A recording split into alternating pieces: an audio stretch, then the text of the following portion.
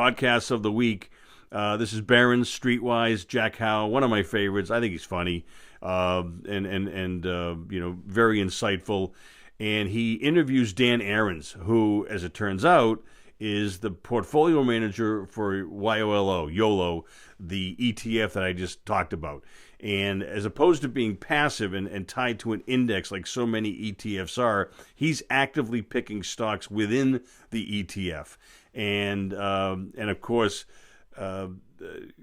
highlights that his are sort of higher quality, making money or close to making money stocks versus some of the more speculative names that were flying around on the Reddit boards the other day. But he at the end of the podcast, he talks about buying alcohol stocks. This is like buying alcohol stocks at the end of Prohibition. Makes sense. But then he goes on, I didn't do this homework, he did. If you did that back at the end of Prohibition, you outperformed every industry ex-tobacco in the ensuing 20 years, let's say.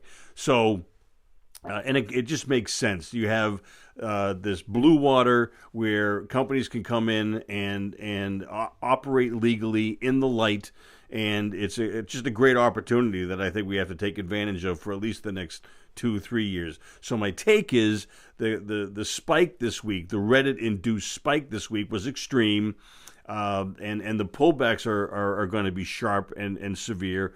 But Prohibition is over for cannabis. It's just a question of how we get to the end legalization.